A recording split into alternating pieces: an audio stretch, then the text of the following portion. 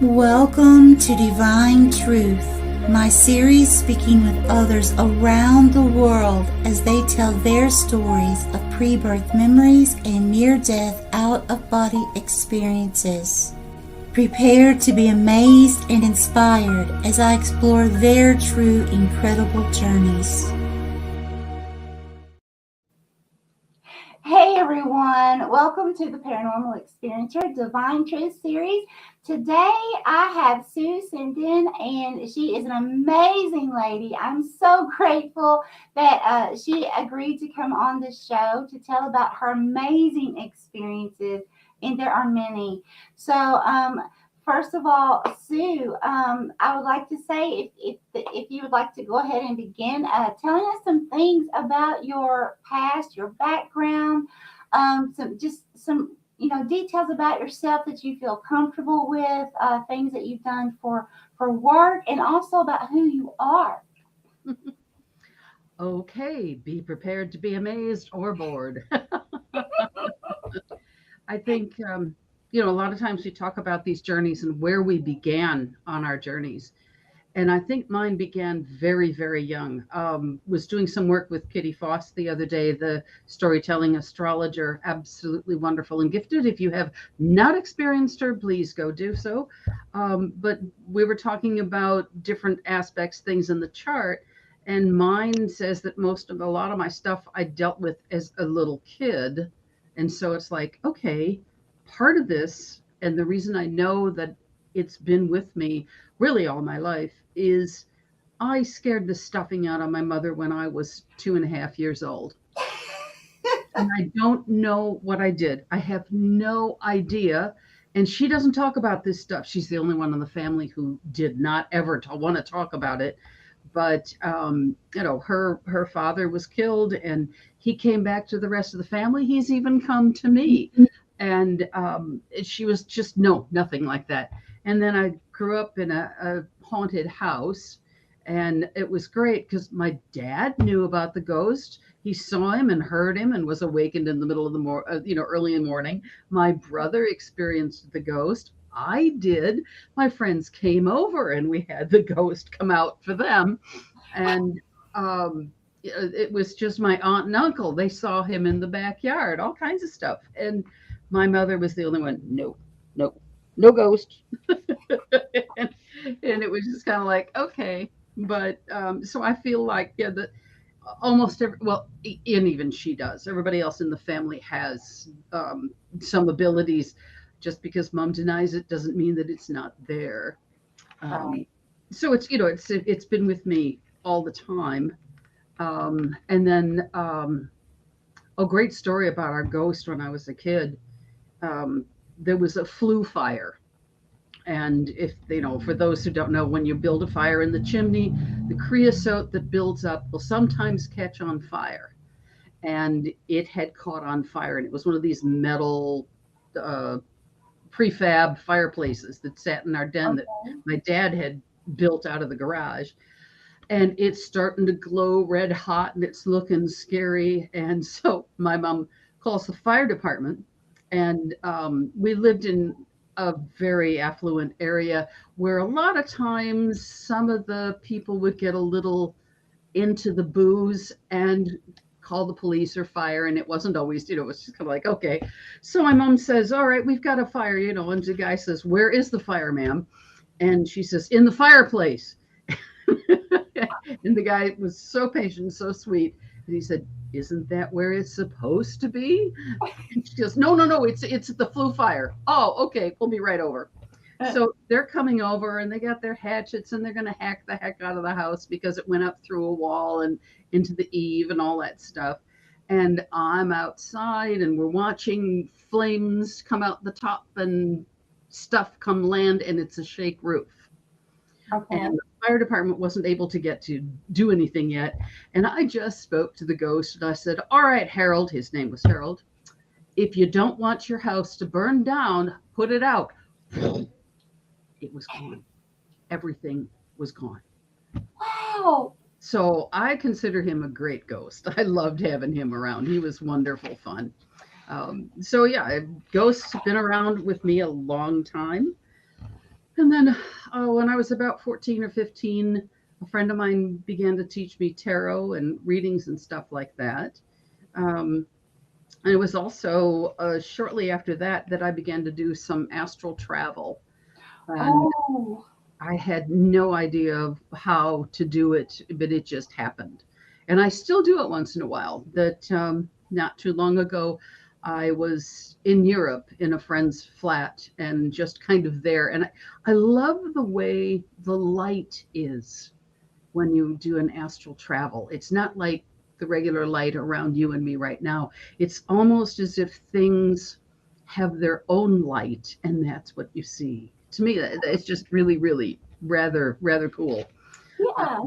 And I I have no control. I can't sit there and say, "All right, I'm going to astral travel tonight." It happens when it wants to happen. yes, exactly. Hmm. And lately, I've also been having sort of maybe I don't know if it's precognitive travel or what, but I see myself somewhere else and I know where I am. And it's like, cool, let's move there. Yeah. So that's rather fun. Um, and the paranormal has always been a part of my life. So, ever since it scared the stuffing out of my mother, I couldn't deny it. I So, love how you put that. yeah, it's just like, "Ooh!" It was funny. And then I communicate a lot with the dead. Oh gosh, Eleanor Royce was this wonderful, wonderful medium that taught me mediumship. That we would go over and we would work as a group to try to bring people through. Now she's probably born around 1900, maybe something like that. So she's, bless her, she's passed on, but she's used to do the table rapping and the trumpets floating in the air and all that really cool stuff. Oh, wow. Oh, she was just awesome. She really, really was so cool. And that's where I began to also see, I call him Grim, and it's the Grim Reaper, Mhm. that he was hanging around near her apartment. So that was letting me know that Eleanor was probably going to die within the next few months, and she did.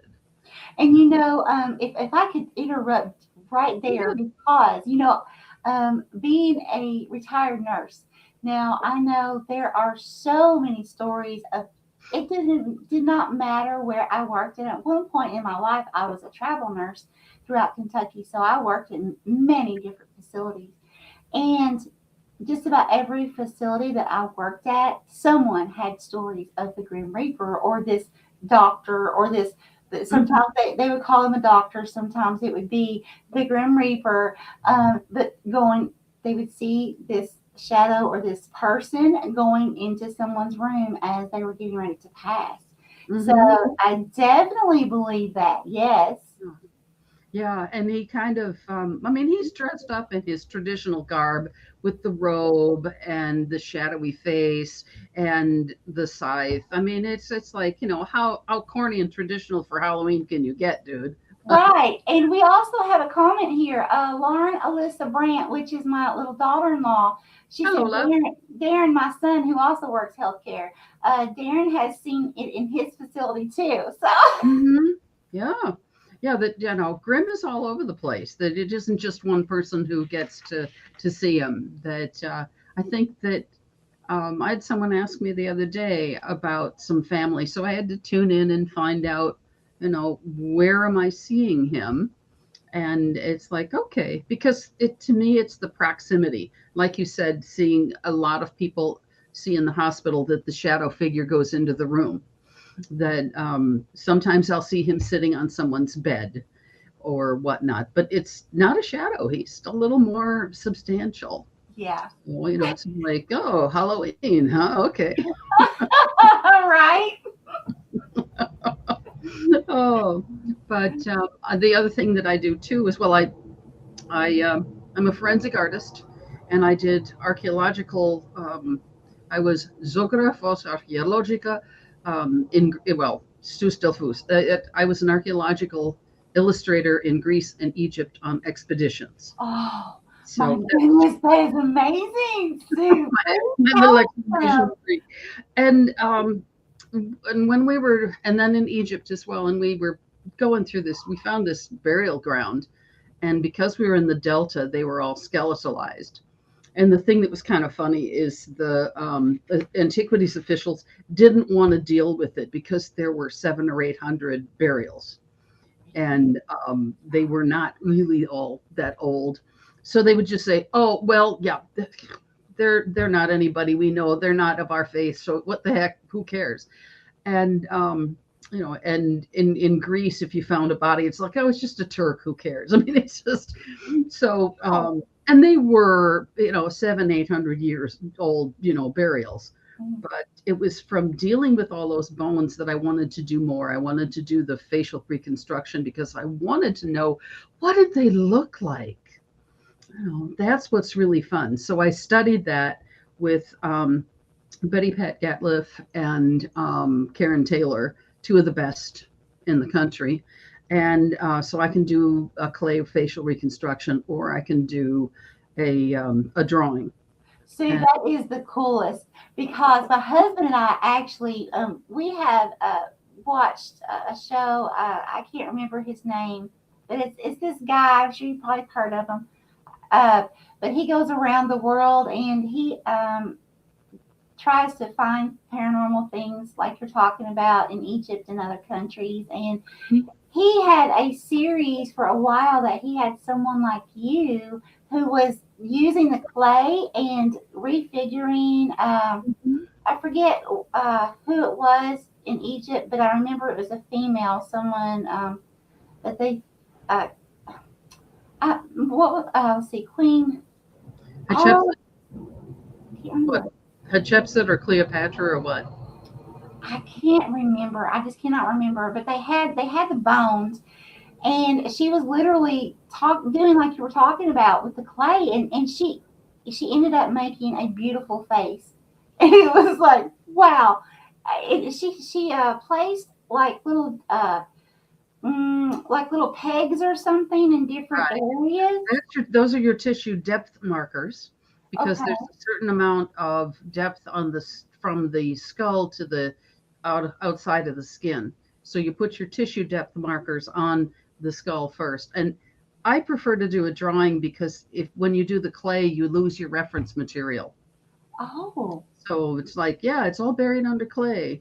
But you do those, and then you build the clay over that, and then you do these little glass eyes that you put in, and then hair or whatever. So it's fascinating to watch the face come up. But I love to do the drawings more, because then I always still have the skull right there as my reference material. And there was a case here in town that was, I saw it on the news, and the thing that is like, oh my gosh, they found some people found a barrel that had been at the bottom of what had been a lake, and the lake had been drying up for years. And in it, they found skeletalized remains and concrete. And so I'm watching this on the news, and I'm getting this shove.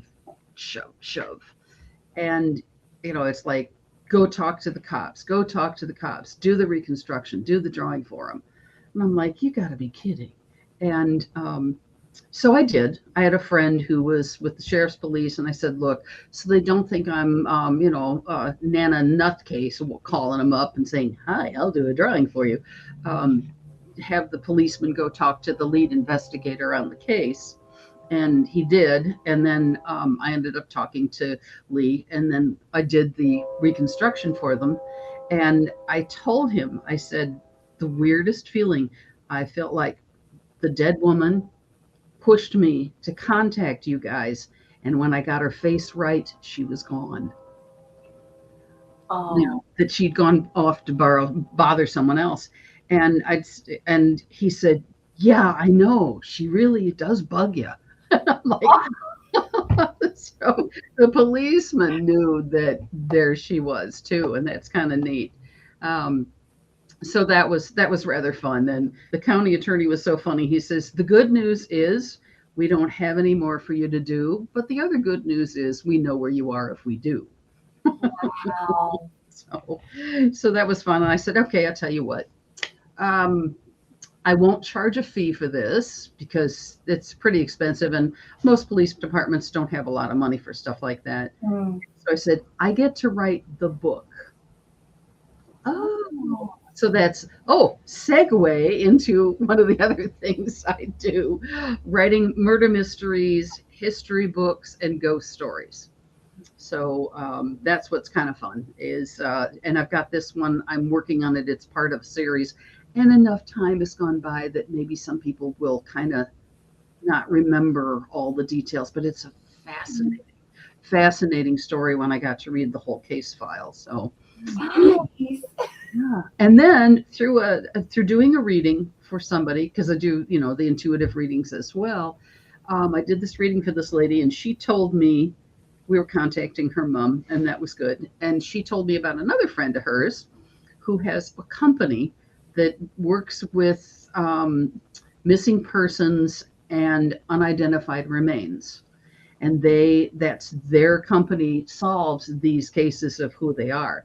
So if you heard about baby Holly recently, that her parents were killed back, what was in the 70s or something like that, and they've been looking for her. She's now in her 40s.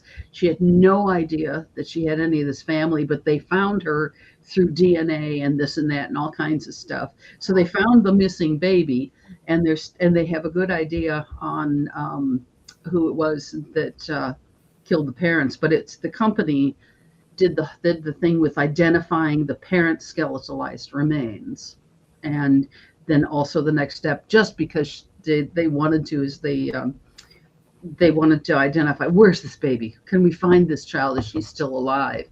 And so they've invited me to come on board their team as the forensic artist reconstruction. So I'm like, yeah, cool.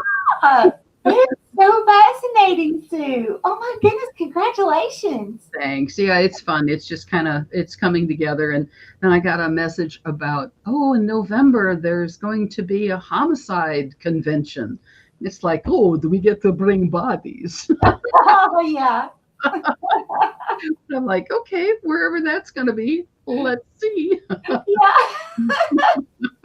Always new experiences, huh? Yeah. Well, a lot of times too, just to kind of practice, I would, they'd show a missing person photograph on the news, and I would get an image or a feeling of if they were still alive or not.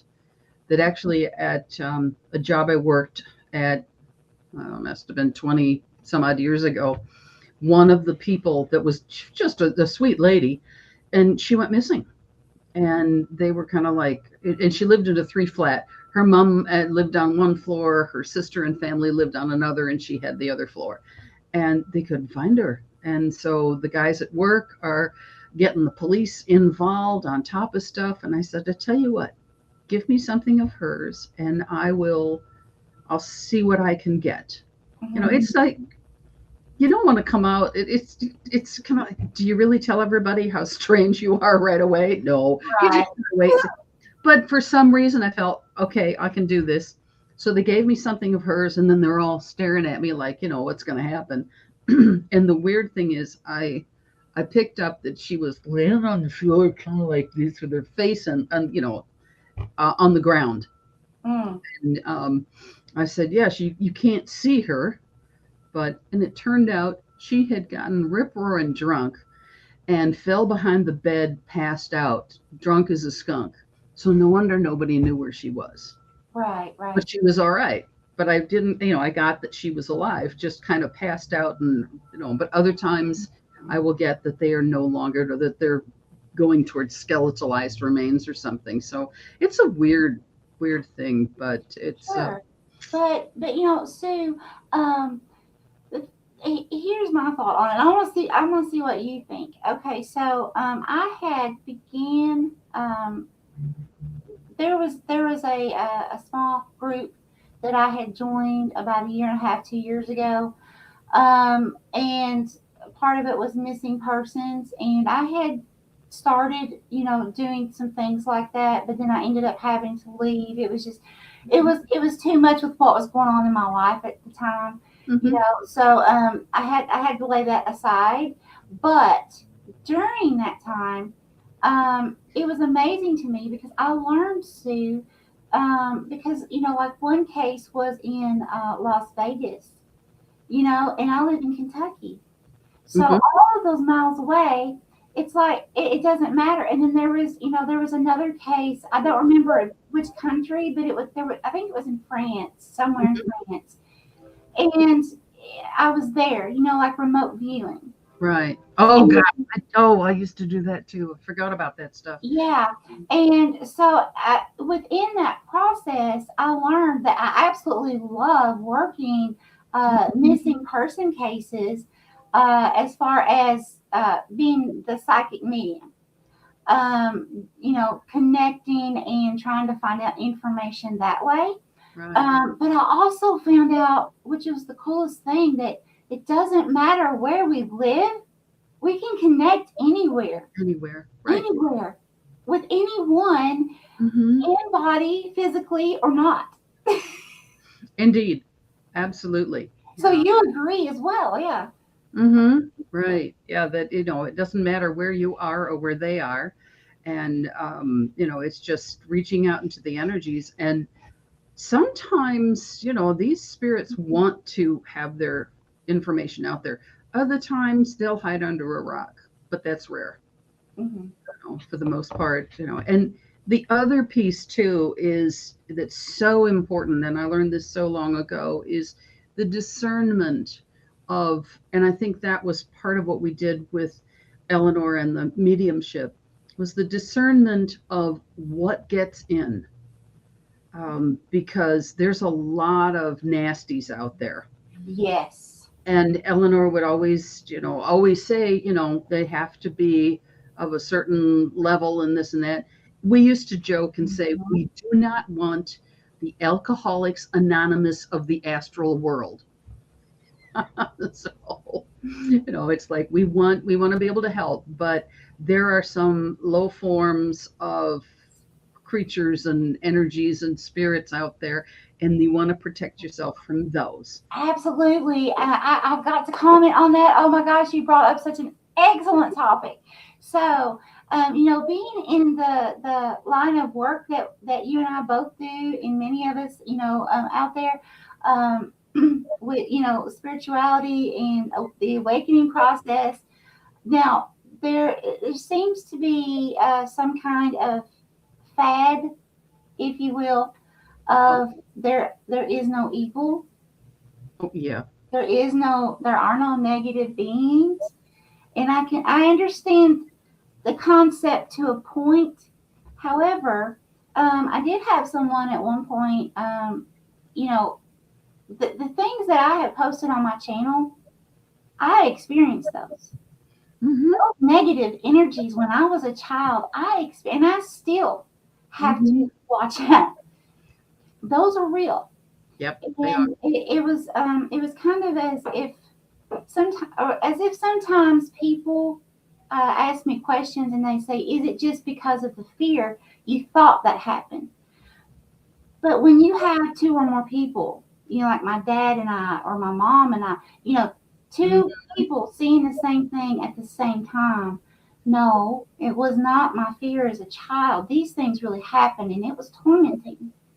Right. And so the best way that I can try to handle that is, I'm thankful. Like, I'll tell other people, I'm thankful you've never had to encounter an entity like that, and I hope and pray you never do.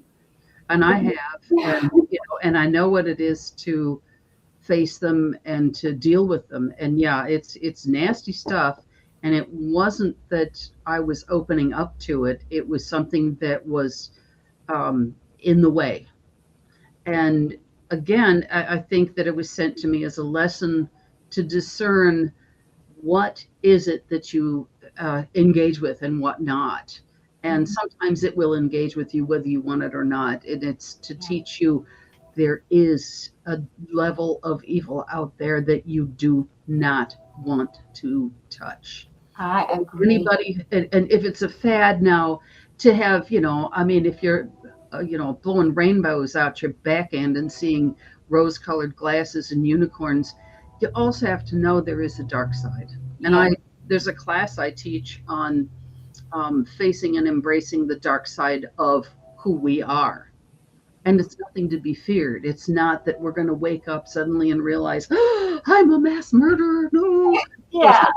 that you would always know. But it's becoming whole, embracing the dark and the light, because yin and yang, as above so below, night and day.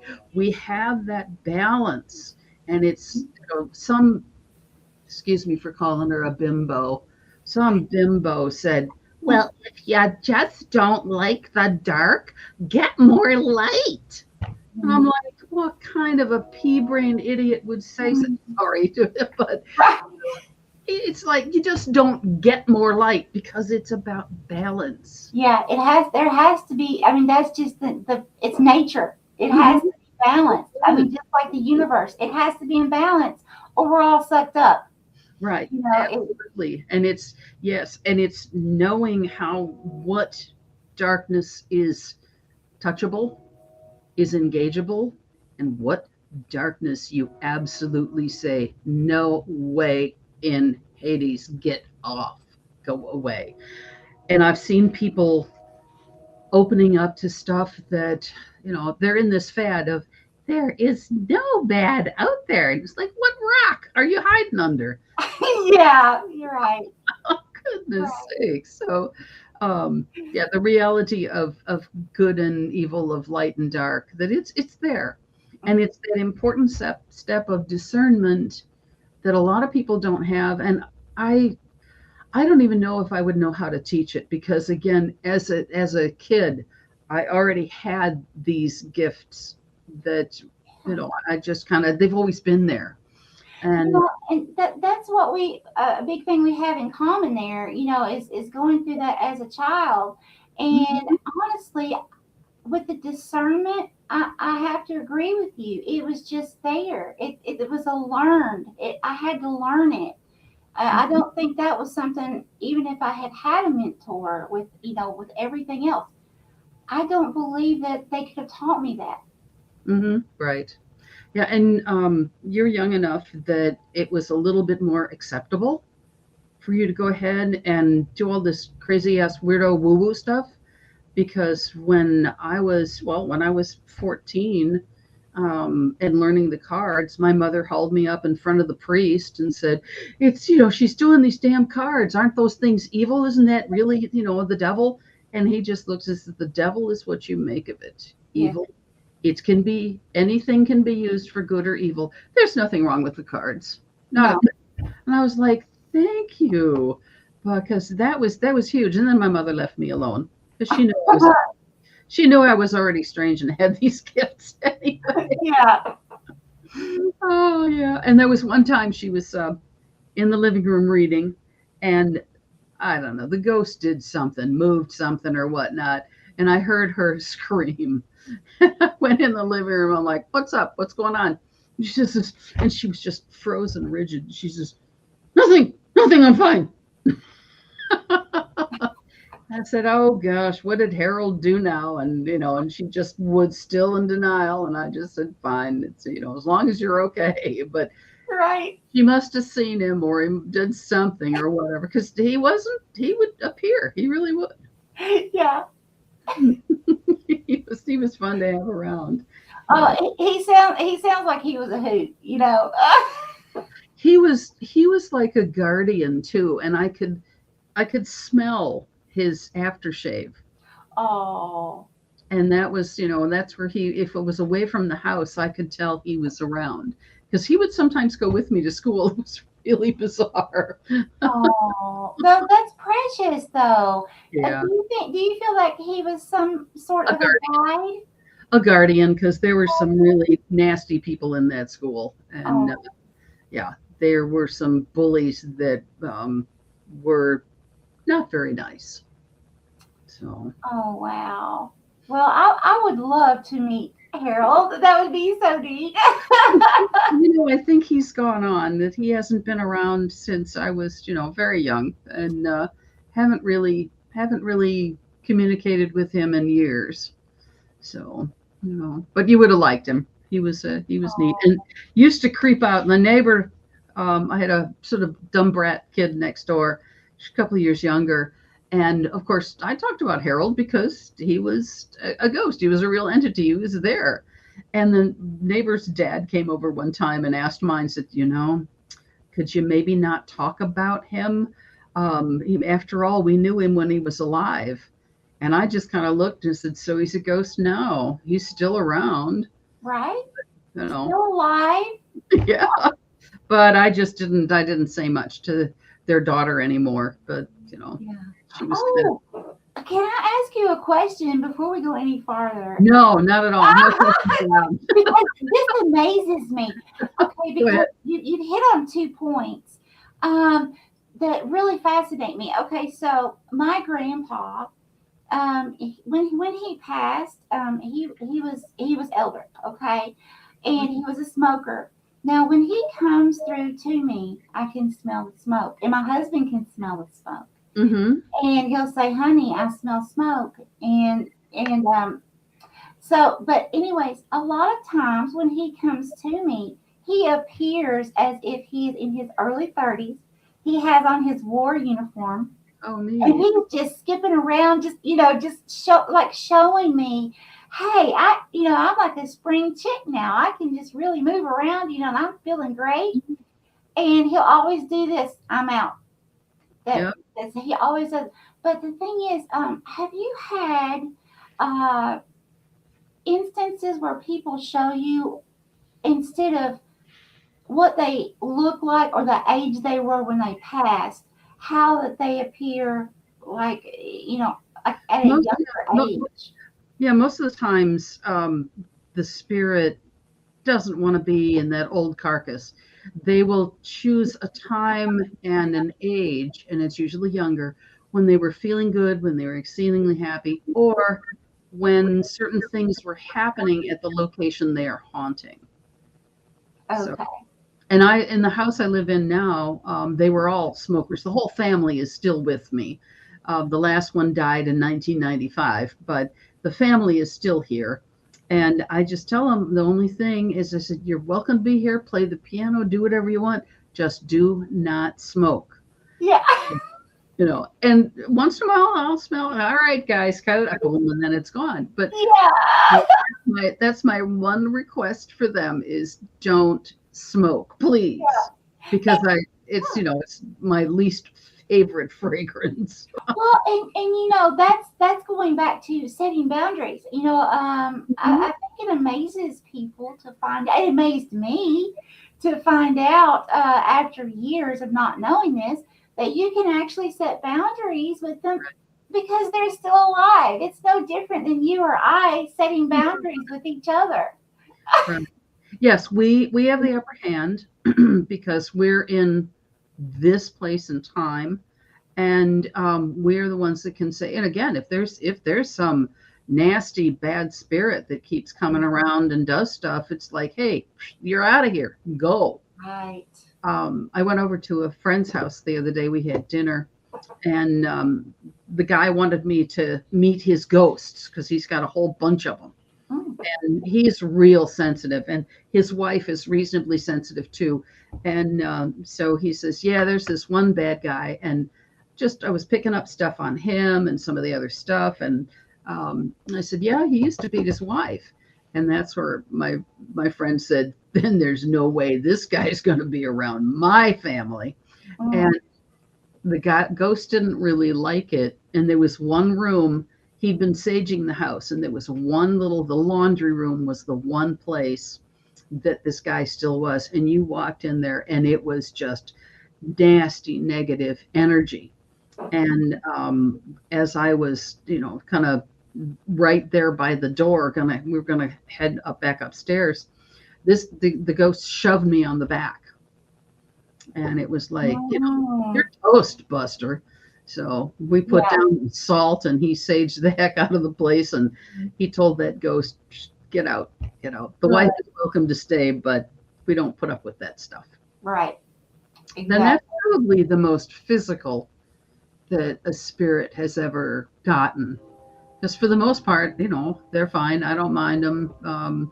They don't do much, but that one was a particularly nasty piece of work.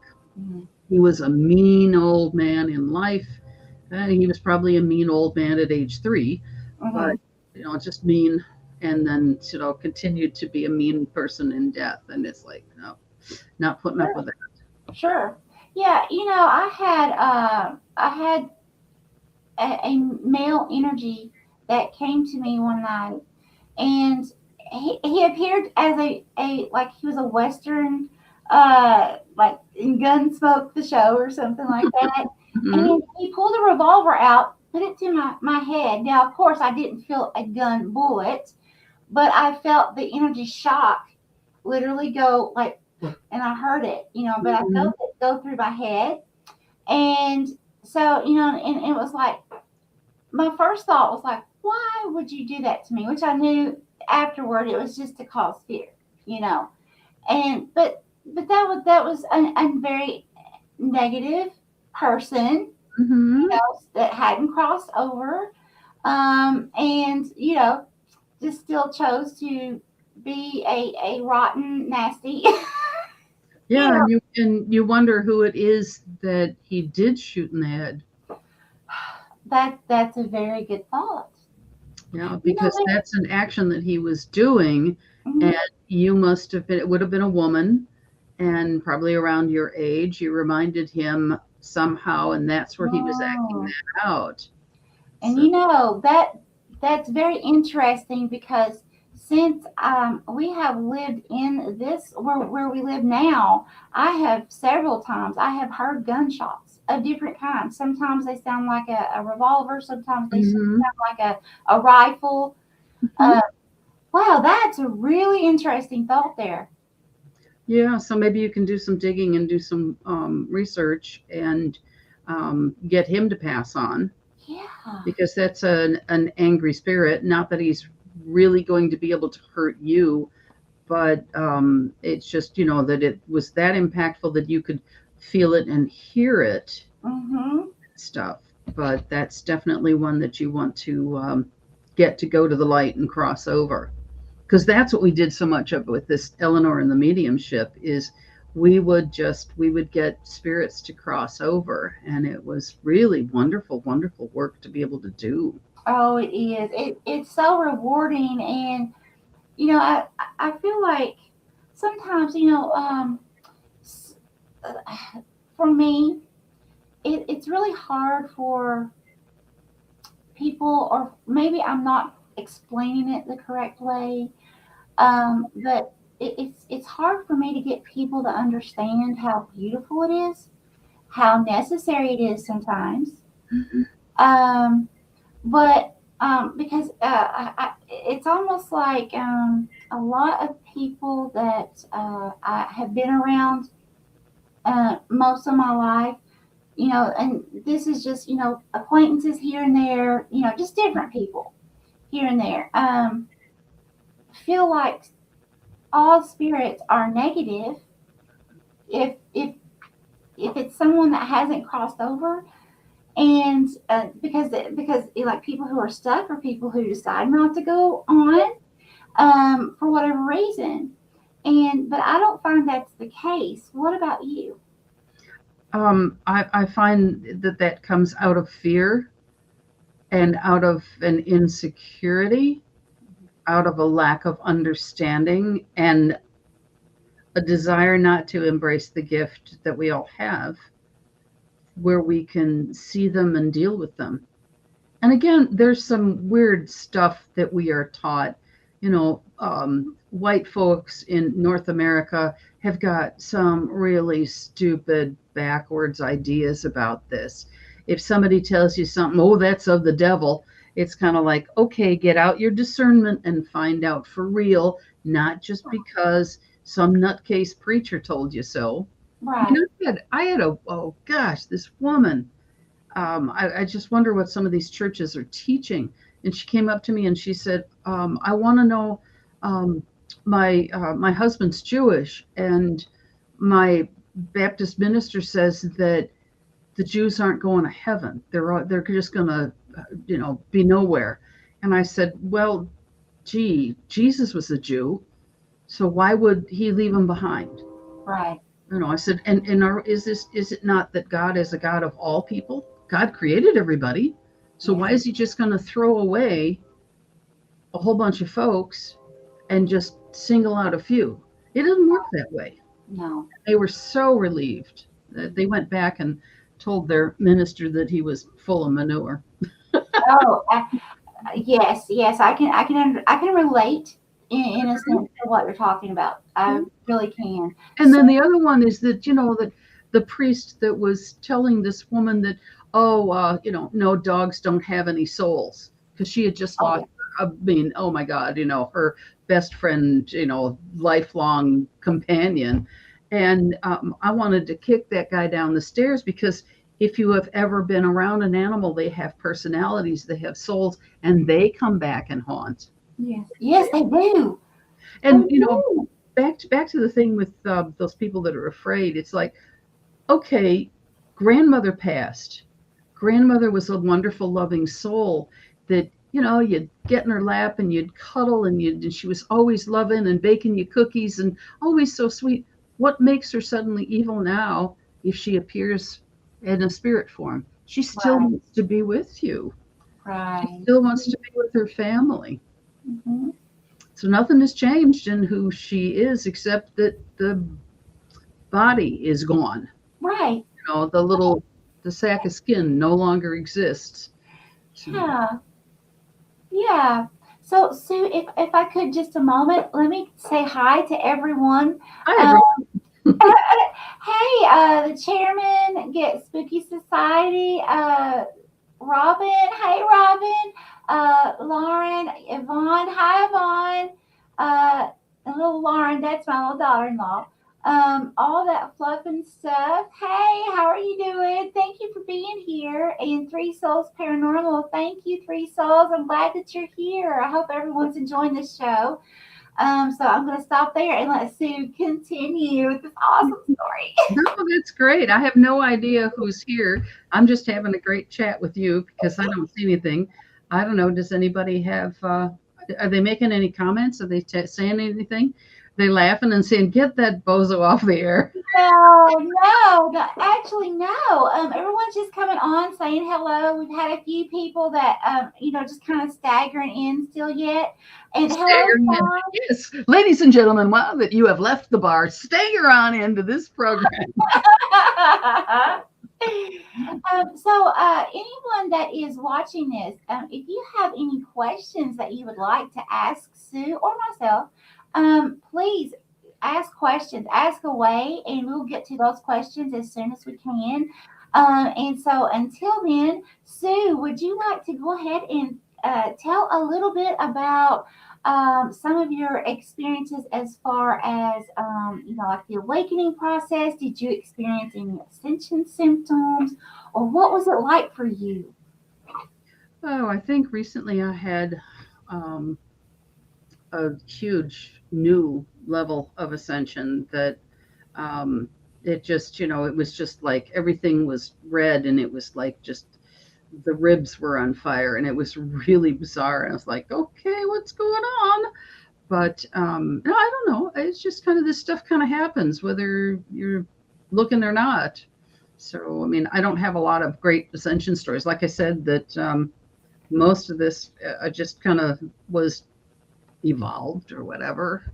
It just kind of happened as a young kid. And I think I was always open to it. I never, even with my scaredy cat mother, I never shut down, because my grandmother and my aunt and my dad and my brother were all still open to it. So, I don't know. Sorry, I don't have any great stories like I stood on the edge of the precipice in one day. So I do have to say, I found, I've been going through stuff, and I was telling you earlier that I found some stuff that I had written about an experience in Delphi when I was taken. You drink of the waters of the Castilian spring, and they say then you will have visions, and you go on up and you'll come back there too. And then I went up to where the Pythia sat at the Temple of Apollo, and and then was up in the theater watching the show, and had the most interesting out of body transport where the goddess took me. And that's where I love this quote that I read to you earlier. And this was what I wrote many years ago with this. And it said, if the song of the troubadour is indeed once again in the air, then it has a new urgency. It may well sound the goddess's last call.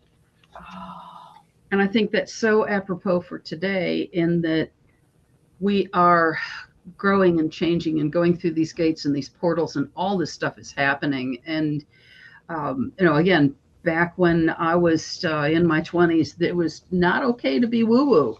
People would think kind of like they're going to lock you up or something. And, it was just kind of like, I was taken into this chamber. I was taken down to where the goddess was. And going all kinds of crazy stuff. And I'm going to probably rewrite it up and post it. And then the other thing was, a few years ago, I was in Malta, which is where some of the oldest temples to the goddess still stand, and was able to go and touch the dolmen stones and be in the center of these. And just, it was so awesome. So it's like the goddess was again reawakened in me. Wow. And then all this other crazy woo-woo stuff started happening again. I'm like, okay, cool. So Right? maybe that was, an ascension. I don't know. Yeah, like, how do we explain this one? Right. Yeah. Then I just kind of like, oh, okay. I mean, I don't know. Maybe I'm just crazy. Yes, you're crazy. Oh, okay. See, talk to myself. Oh, I love it. So, Sue, now, I know that you were saying that, when you were young, that, some of your family have these abilities as well, and they understand, kind of, but your mom kind of shied away from it, Mother ran away. Ran away. I love that. But now, what about like school friends? What about as you became an adult? How did you transition, like what you said to other people, and when did you actually tell all? No, probably more recently, because able to find more people that, really thanks to COVID, doing more online and stuff. And that's where I was able to connect more with more people that do this kind of stuff, because I've always kept it reasonably quiet, because again, it was looked at like, okay, get the white jacket and let's haul you off to the loony bin. But no, it's just, I just haven't really, until recently, been okay with being out there with it. Because again, there was, when I was learning the cards, 14, 15, there was a shop in this, town near ours, and everybody was like, that's the lesbian bookstore. Oh, you don't want to go in there. And it's like, oh God, it was run by a man. I don't think he was a lesbian. And they had, it's just, they would say weird stuff just to get you not to go there, I guess. Yeah. But it was, it had all the tarot cards available. Choice of one, Rider Waite. Oh, wow, really? Yeah. But it had a lot of books and different things that were rather interesting. And then a few years later, I sort of joined this, called it Synergy Group. And we would do a lot of grounding to the earth from the stars and the heavens. And that was pretty cool.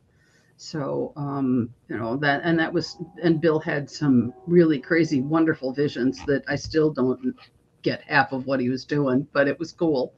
So, and every once in a while, and then, if you have to be okay with some people, to be able to be out there. It's like, I was taken to meet Eleanor and her group. And that's where we all, we're all alike and kind. It's like we're all weird.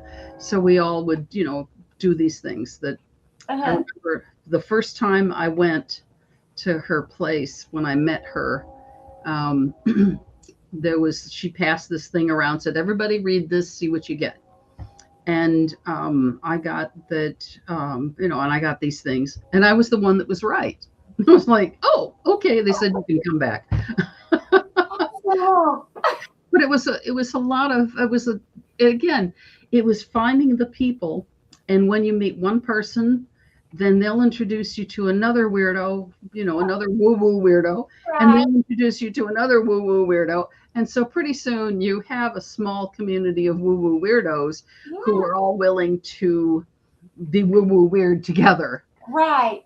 And again, one of the things that I found is as, just a standalone being on your own, you can do a lot, but we all seem to enhance and support one another so that the energies will join and we will be stronger and better as we work together, as we connect, it's kind of like weaving together the energies and making a tapestry of all this for us to all, that it will support us.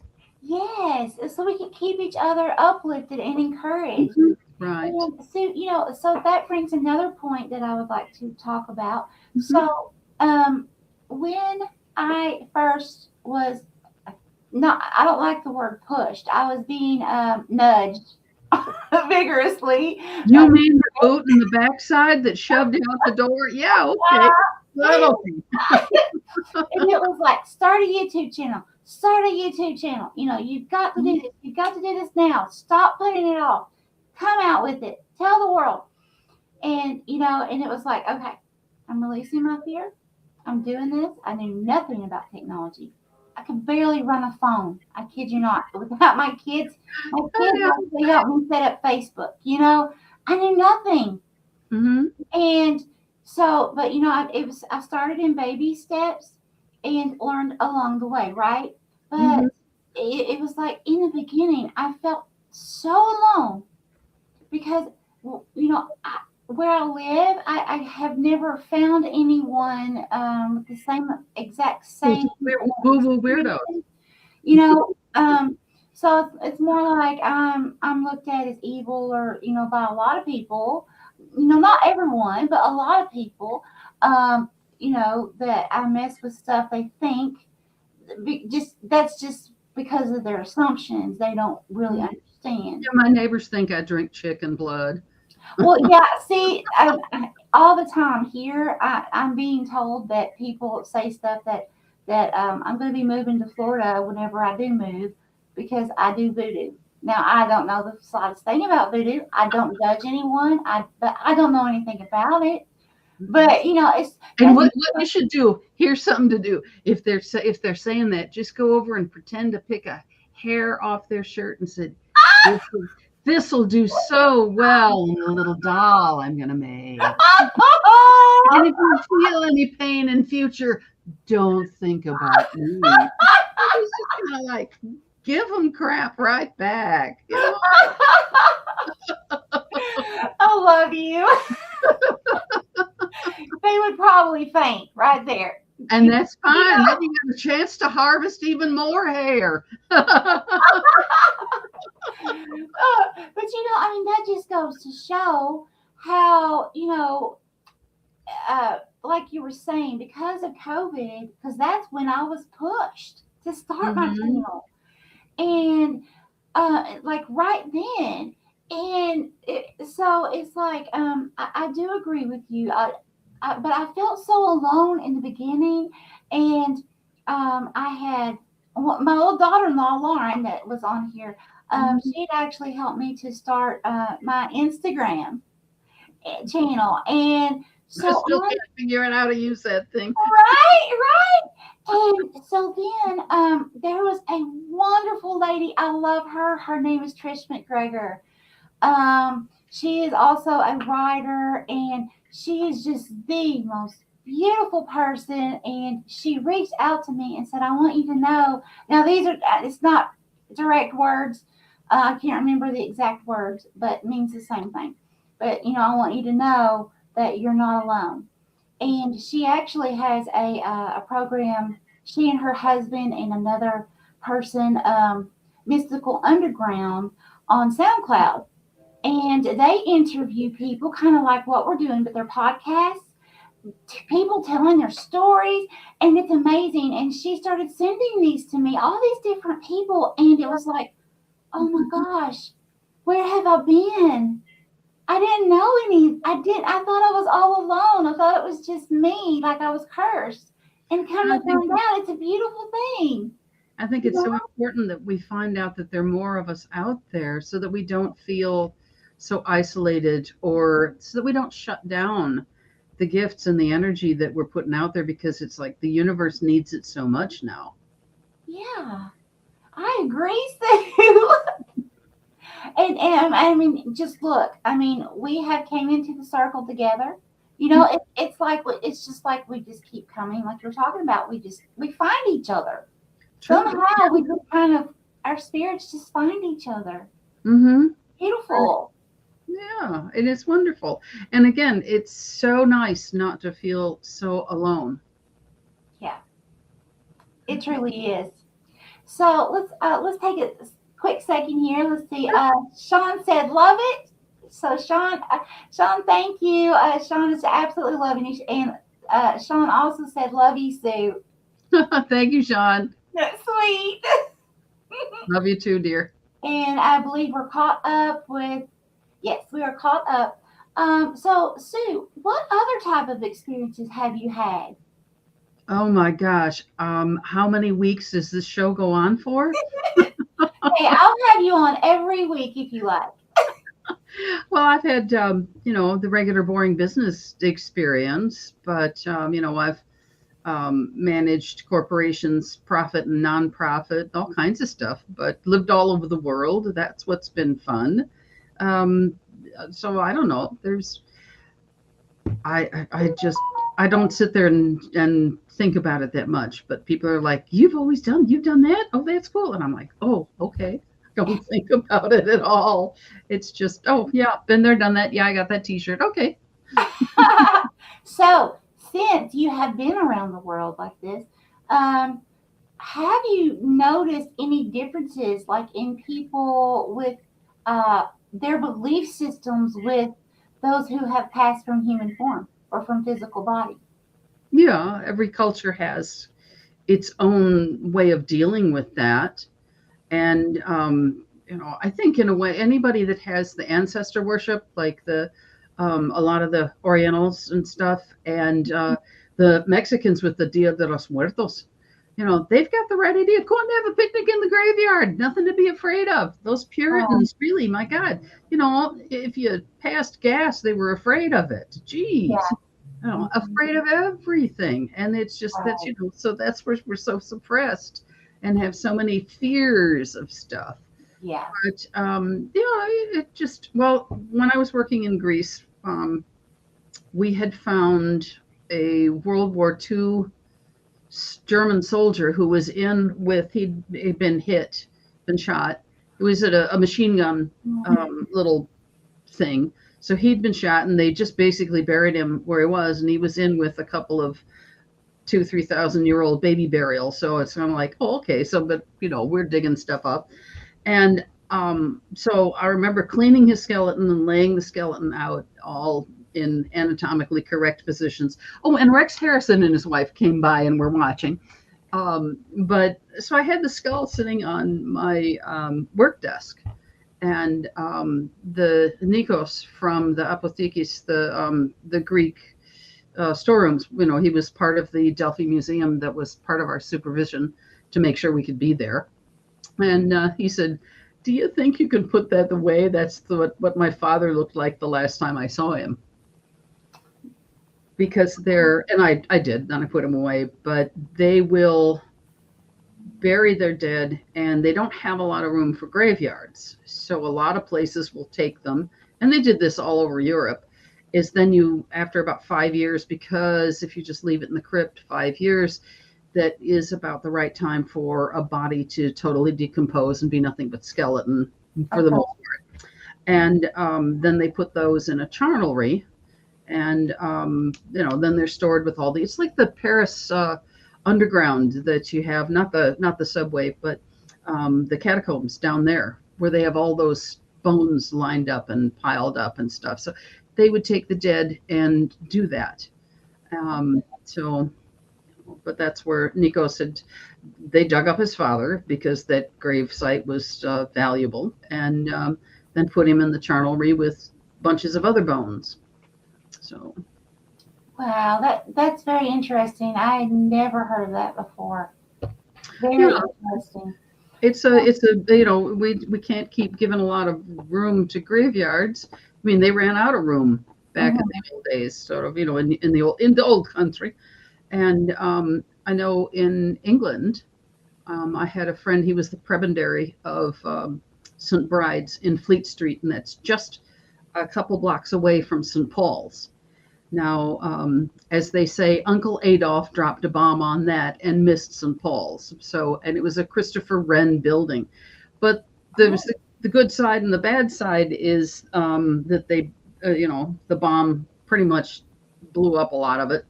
But the good side is Uncle Adolf let them then discover the original foundations that go back to Roman times. And there was a huge pit that was where they dumped the plague victims, because they used to bury people in the city of London.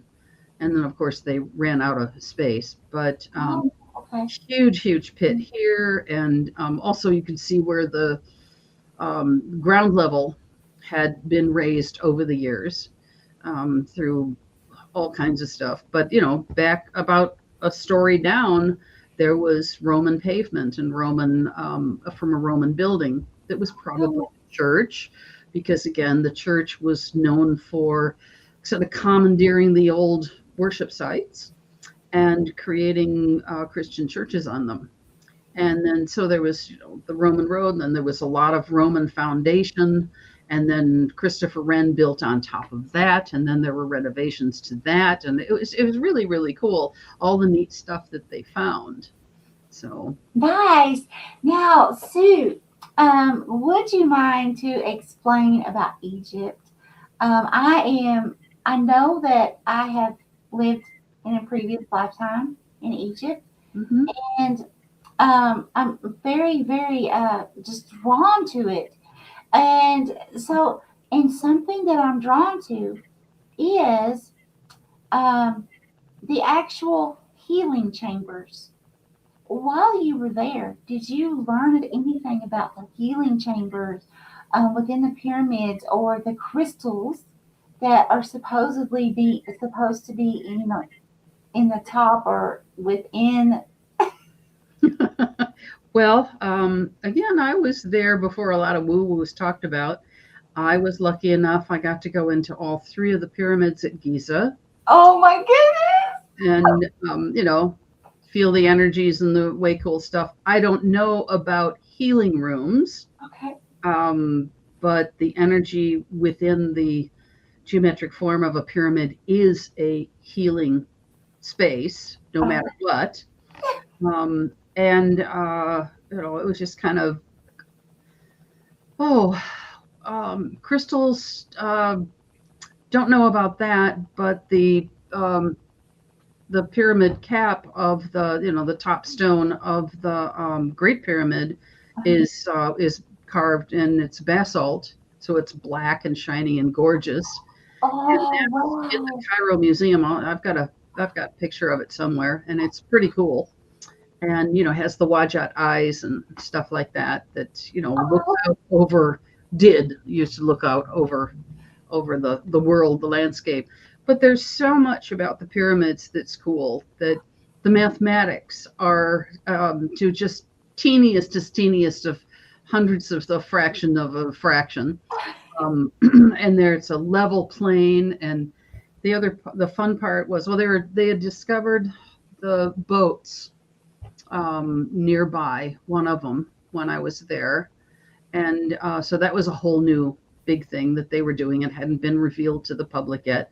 And you walk around, all around the pyramids are hundreds and hundreds of little graves because they wanted to be near the who was, well, the pharaoh was the god on earth, so they wanted to be near that. So that's where some of the healing comes from, and especially in Hotep out with Zoser and his step pyramid, because that's really cool. Now that one, a lot more people don't really go into that one as much, and a lot of people weren't around when I was. Again, I was there so long ago, it seems, and we went in through the Sciatic Passage, and the Sciatic Passage is where the people of that era tunneled through to see if they could get into the interior of the pyramid. And there's the whole Hebsed court around it, and that's wonderful. And the Hebsed court was where they celebrated the Jubilee and built it for that. And there's this huge shaft and pit in the middle of it where Zoser was buried. Of course, there wasn't much left because they pillaged these things. But the cool thing was that we went through the passages underneath in all of the little burials and wall things and whatnot, and the energy was just so cool. And some of the finest Egyptian art is is never seen by anybody because it's in these Zoser underground passages, and it's just exquisite. And it's so neat to be able to stand in the energy of what a pyramid is and the history as well. So, because again, I think there's, I just kind of got this weird message that, there's a connection with the stars. So, and the other cool thing in Malta, that's where I've been contacted to do facial reconstructions of some of those elongated skulls. Oh my gosh, are you kidding me? That is so awesome. That are there, and those are about 5,000 years old or something, and and it's kind of like, then this is called, the area is called Gigantia, which one of the areas, and that's basically means giants, and they have about 5 or 6 skulls, and the area is so fragile because it's limestone and it's crumbling, unfortunately. But they were carved out of the earth, and again, the temple to the goddess, and these wonderful. There was there's something like, I don't know, there must have been 5,000 or 6,000 bones, but those were all pieces of skeletons, and about 5 of these skulls survived in a reasonably whole condition. So it's really neat that, and they're all over Europe. Oh my goodness. And there's, they talk about, these are the star creatures. These are the aliens that came down and mated with the regular short people. Because these guys were about, they talk about giants. These guys were about 6 foot tall or more. And when you're a little 5-footer, you're tall. Yeah. Right. And the other thing too is Barbara Mertz talks about in Redland Blackland, which is her book. She's PhD, University of Chicago, in Egyptology. And she also writes murder mysteries. She's great fun. I met her years ago. And her professors were one of my girlfriend's parents. So it's like, love these connections. But she wrote about how the ancient Egyptian ruling, and they have the mummies, they have the bodies. They were of a different race, that they weren't, and then they mixed with the Caucasians. And so it was sort of this other race and the, Caucasoid, the white folks mixing together. Mm-hmm. And it's centuries later, after the Hyksos, when they began to merge with the black blood. And so that changed that. But Hyksos are very late. So Cleopatra was of mixed blood. She was both black and white, and just kind of and a sexy, hot babe, from what we understand. Awesome. Well, I believe that because there are so many times that I remember I call it an abduction, but I don't feel like I'm being abducted. I feel like it's something I planned. I know where I'm going. You're I know, traveling with friends. yeah, it's like I know them, they know me. I'm here for a reason. I'm not afraid when I wake up. You know, but the thing is, there are all races, and they coexist wonderfully. They all respect each other in this small space. You know, some of the ships are big, yes, but not as big as our planet. You know, and they're in more of a confined space, and it's like, and they just so respect each other. Gene Roddenberry was right in Star Trek. They all got along. Yeah, yeah. And I mean, I've seen what appear to be um, some I don't know what exact country, but they look Oriental. Do you know that most of my spirit guides and most of the people that I see on the ships who are trying to teach me something are dark skinned, like African American. So, and it's just so amazing to me because it's like the love that I am given when I'm there. It doesn't matter. It's like I love them and they love me, and they don't care that I'm Caucasian, you know. And it's like it's just such a loving, happy, beautiful feeling. And it's just like, okay, let me teach you, you know. Mm-hmm. It's beautiful. And I think the thing too is that they're not here to hurt us. They're No. here reconnecting, with family and stuff. But it's just all of these movies and stuff about the aliens. I mean, one of my favorites is The Day the Earth Stood Still. That is Oh yeah.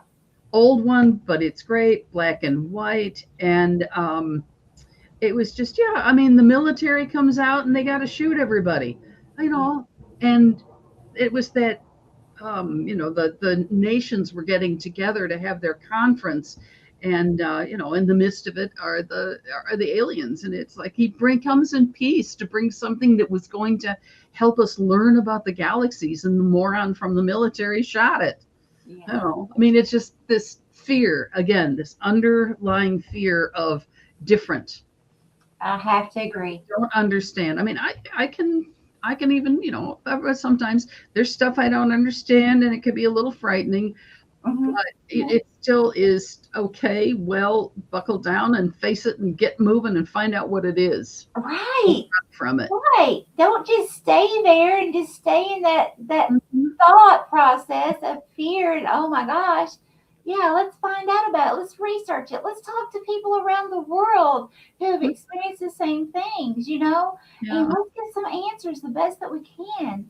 Hmm. Yeah, I definitely agree, Sue. Yep. So, let's see. I'm trying to think. Do you have any type of things that you've experienced, like out of body? I know you were talking about astral travel, and you said that you'd forgotten to talk about remote viewing. You want? Yeah, we did a group of us were trying to do remote viewing, and that was kind of fun, kind of interesting, because again, a bunch of us woo woo weirdos would get together and try different things and do this and do that, and the remote viewing was quite interesting. So, but I don't know that I really do much of it. It's kind of in the backpack. Yeah. So now, when you remote viewed, did you remote view off planet or in other dimensions, or were you strictly here I on this think we just planet? pretty much were on this planet. Yeah, Okay.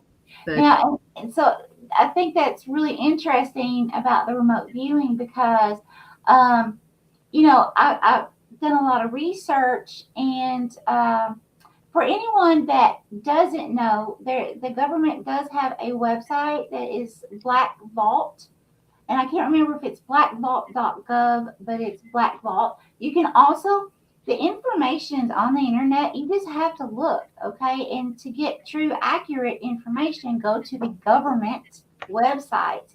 They have it in their book. Yeah. They just don't announce it. They were using that to try to spy during the Cold War. And I think that's where we got the idea to try and see if what we could do. Yes. And there's a group that's funny. There's a group that I work with once in a while that does healing work. And I find that I do remote viewing as we're doing a healing on whoever it was that we're working on. So it's, again, this stuff happens, and it's not like I'm trying to have it happen, but it's there, and it just kind of comes, does its own thing. It happens divinely. It happens. Yeah. Yeah, and it's beautiful. Mm-hmm. Oh. And I haven't tried to do anything.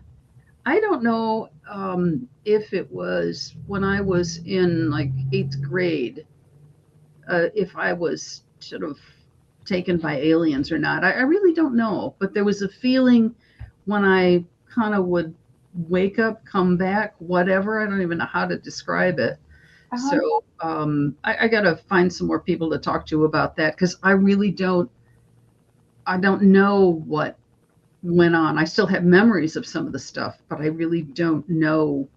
And I'd like to kind of, say, all right, well, let's, find a woo-woo weirdo alien group. Tell me about your abduction. Yeah, right. Exactly. Mm-hmm. And for anyone out there, Dr. Stephen Greer, I do believe what I have seen, things that he has spoken. He also believes that there are the extraterrestrials that were, that are trying to contact and be in contact with us are pleasant, happy, and, like you said, like the movies they're just spreading fear. Mm-hmm. And that's not the case. There are negative beings. Yes, I have encountered one because I was taken just to prove to me their work, because I didn't believe it, because my experiences with extraterrestrials were so loving. Mm-hmm. I began to believe there were no negative, but just like you were talking earlier, the yin and the yang, there has to be balance. It has to be. But these beings that I connect with are so sweet, so beautiful, and Dr. Stephen Greer, I was actually Spirit took me to his site by accident. I don't believe in accidents, but took me to his site. Mm-hmm. And, he was telling his story of his near-death experience, which was almost identical to mine. And at that point, I hadn't told anybody at that time. Mm-hmm. And I just looked at my husband, and, we were just like, wow, there are other people. So, but he does what's called a CE5 group. So anyone that sees this, if you want more answers about extraterrestrials, you're afraid you're having what you think are abductions, anything like that, definitely look him up. Mm-hmm. He's also on YouTube. He's all over. So because there's so much strange stuff that's happened to me through my life that who am I to sit there and say, oh, well, that doesn't exist, that doesn't happen. Right. Because it's, it's like it might not be in my experience, but I can't take it away from what someone else has experienced. Yeah, exactly. And I think it's just a situation where people, it's a time where people need to start saying, okay, maybe question yourself. Have I been a little closed-minded? There seems to be a lot of people now who are having these experiences, who are coming out. They're releasing their fear one by one, and they're coming out public and saying, hey, I've been experiencing these things all my life, and, with this awakening process. So there has to come a point I feel like for most people, I know not everyone may choose to wake up, but for most people to just sit back and think, hey, wait a minute. Is there something to this? It's not wrong to ask questions. It's not wrong to research. It's not wrong to talk to people. No matter if you're one religion, it's not wrong to talk to someone of another religion to find out their beliefs. Yeah, and find out that none of us are that far apart in our religious beliefs. Right.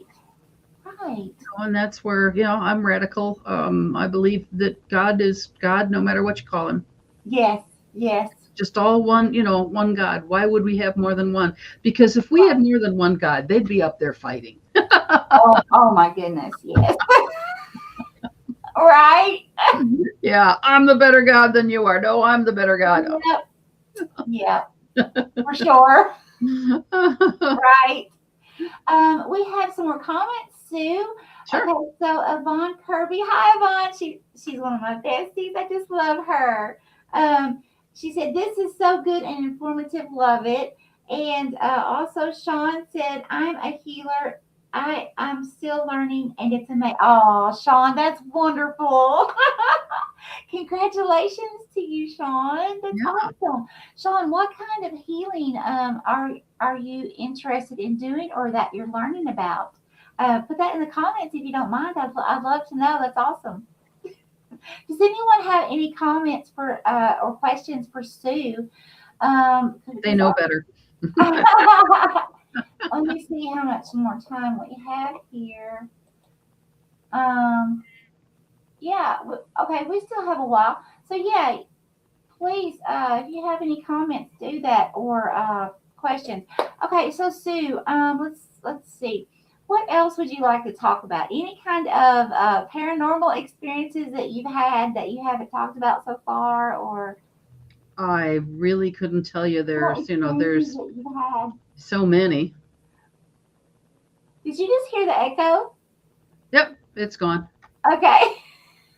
Okay, I'm just making sure I'm not having more technical difficulties. Okay. Right. Okay, so now, what are your views on law of attraction? Law of attraction, such as putting out there that I am a money magnet? Yeah. Yeah, yes, please. I mean, it's this whole manifesting thing. When you kind of put your stuff in alignment, yeah, you can create it. It's really kind of neat, and it's sort of a wow when it happens. Yeah. And what I have noticed with that, and also the law of cause and effect, same thing. It's like the root reasons why things don't manifest that we want to manifest into our lives. It still goes back to fear-based thoughts, fear of loss, fear of not enough, fear of something, and it seems to be like. And also, if we put out I'm not good enough to have the whatever, then that comes up. Then that's what you have to battle with. Is like, okay, but you are good enough, and get out of your own way. And we stand in our way so much because, again, what we learn from the cradle, there's all that, we live in a society of scarcity, and it's like, hey, there's enough for everybody. It's, you don't need to it's not good, so it's mine, just right. Being open to letting it flow through our lives, through the universe. Yes. That's what's, it's when way back when I lived in Chicago, I met this guy, and he taught me, he said, oh, you really ought to learn some of this healing stuff because you'd be good at it. So I started with the therapeutic touch, and then got into Marielle and Reiki and all that. And it's like, yeah, you're just basically, there is enough because you're just a channel. It flows through you. Yeah. It's not like you have to give your own essence. It just comes through. And then when you get that you're a conduit, then man, look out, ladies and gentlemen, there is so much more than anybody could ever. There's the great quote in Romeo and Juliet by Shakespeare when she says, the more love I give, the more I have, for both are infinite.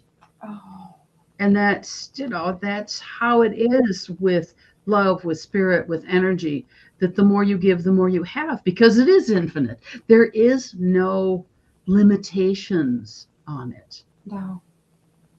No, there aren't. I mean, I believe the same thing. I mean, here I am. God and the Holy Divine were pushing me at the time that I started this channel.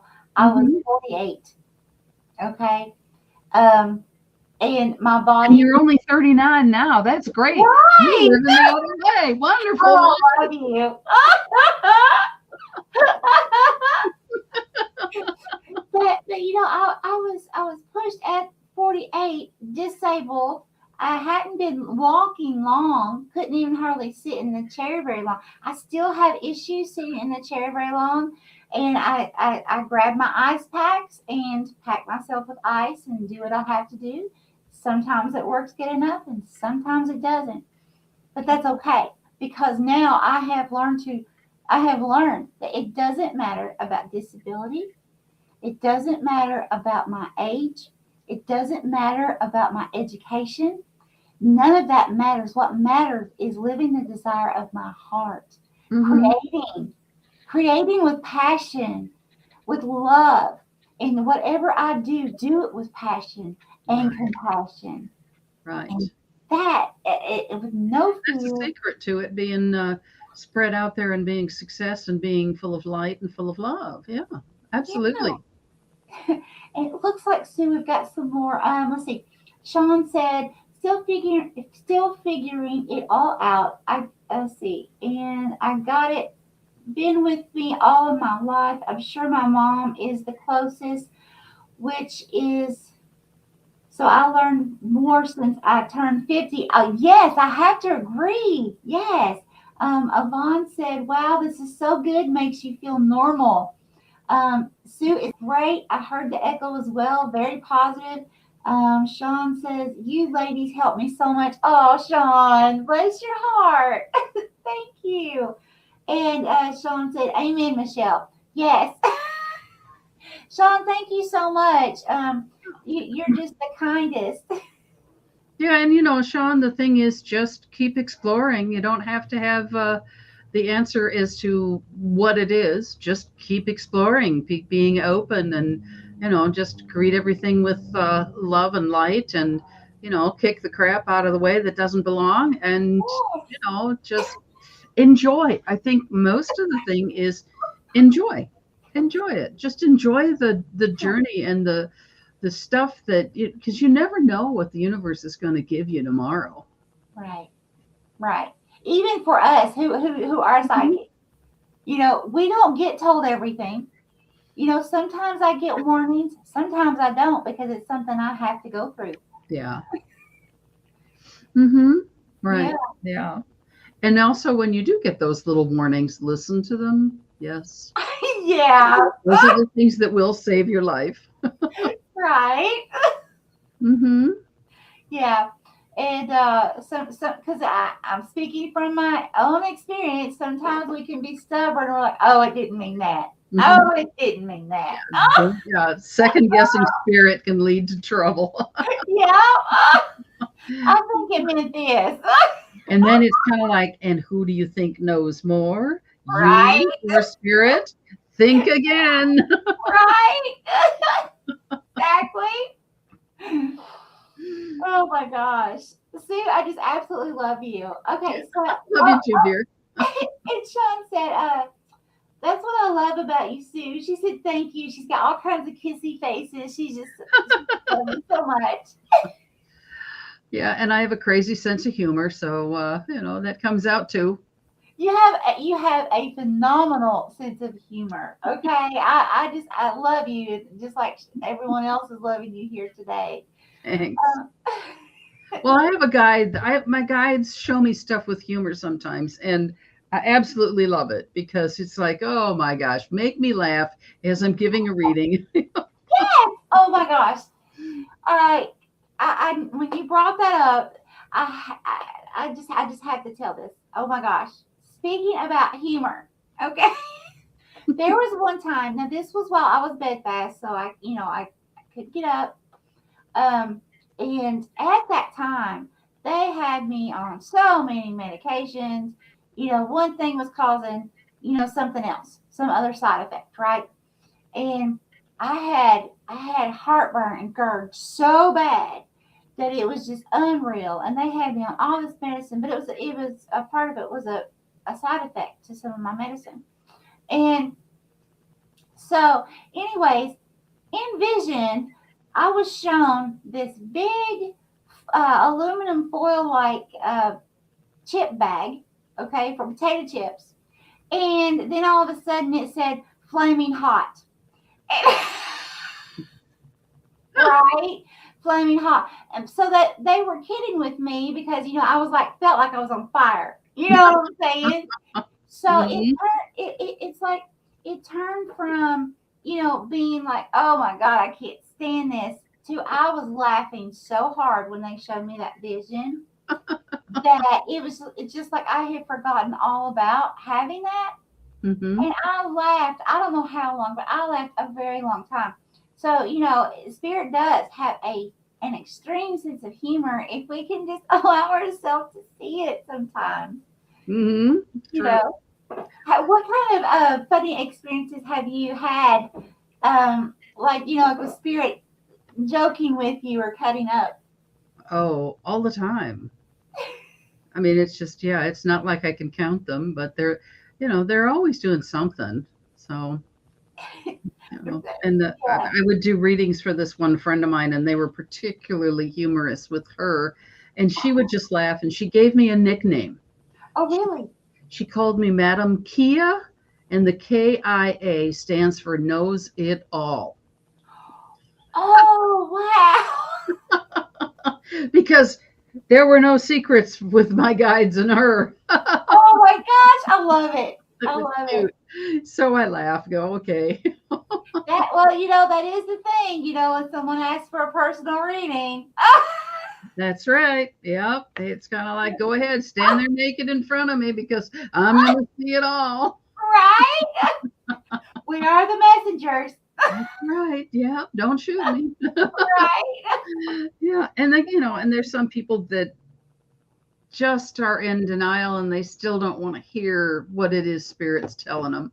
And that's where you just have to bless them and say, okay, fine. No problem. Right. Right. I totally agree. Mm-hmm. And Sean said, Virgo moon Sue. No, well, that's yours. I have mine's in Leo. Mine's in Leo. So my moon, my moon is in Leo. My sun is Virgo. So picky Virgo. Whoa, details. Right. Okay, well, Sue, it's about time for us to start wrapping this up. Is there anything else, Sue, that you would like to tell the audience? Anyone that jumps on? Anything about your books? I do want to make sure everyone knows that Sue has many books for sale on Amazon. And go buy a few hundred. Yeah, go buy some of my books on Amazon. That'd be great. Yeah, I love writing them. I'm trying to get some more proofread so I can publish them, get them published and out there. Always working on something. But I think my closing remarks are just be open, be in the place of love, use discernment, and just go with the flow. And I think that's one of the things that the universe is talking about, astrologically, is that going with the flow, that, and because it works better. Like the old story of Jonah, that he was, it's like, you're going to go to Nineveh. No, I'm not. Yes, you are. No, I'm not. Yeah. So, it's like he has to finally get picked up by a whale and spit up onto the shore. Hello, dummy. Who do you think is going to win? Spirit, God, whatever. Right. Just going with the flow and listening to that intuition because again, you're going to Nineveh. No, I'm not. Yes, you are. Okay. But the intuition is going to guide you. Trust it. Yes, Trust that inner voice is much wiser than the chatter that's just in your head. absolutely. Absolutely. And Yvonne said, Sue reminds me of my grandmother, so sweet and informative. Thank you so much. Oh, That's sweet of you. Thank you, hon. that's beautiful. And Sue, you are also known under SM, as in, we'll say M as in monkey, SM Senden, Hmm. for your book name, right? Right. And so people can also reach out to you, you say, on your personal Facebook. Yeah, they can say hi, be a friend, and And your personal let me know where you Facebook, came from. Hmm? and your personal Facebook is actually Sue Senden, correct?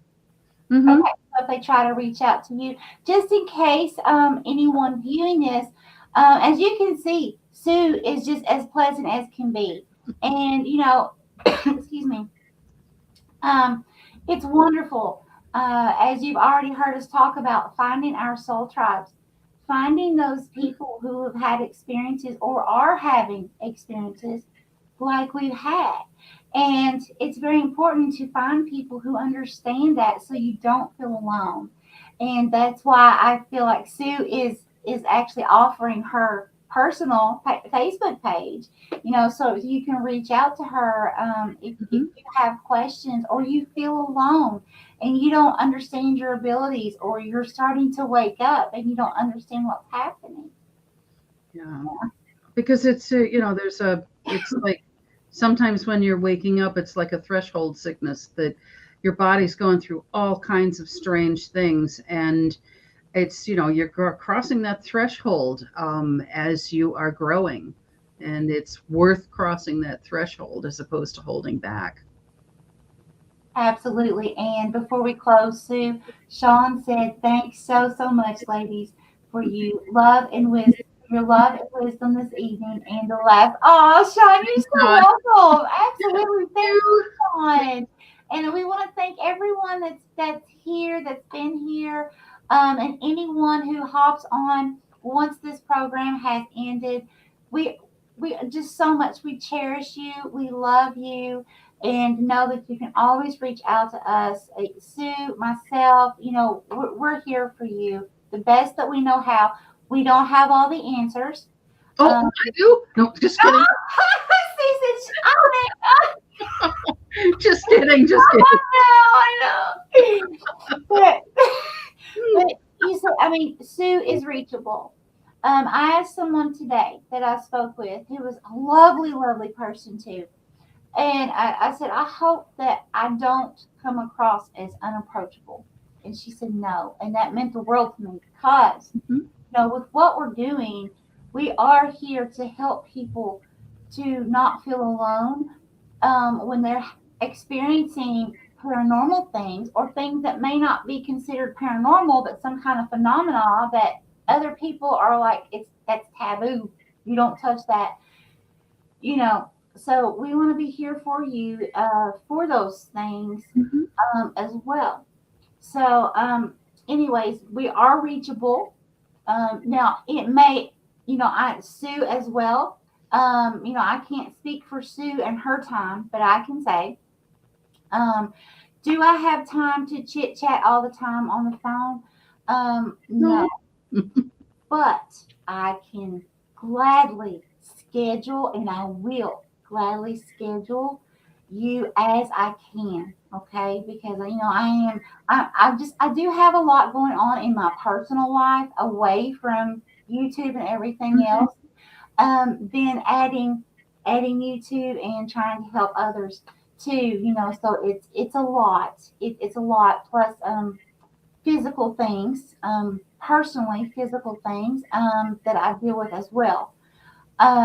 So, but I can promise that I will get back with you as soon as possible, and we can set up a day and time, and I'll give you as much possible time to talk and try to help you the best way I can. And even if I don't have the answers, I'll at least listen.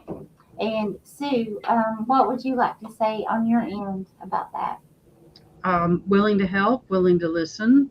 Again, I'm writing books and doing other things here and there, but yeah, you can always reach out.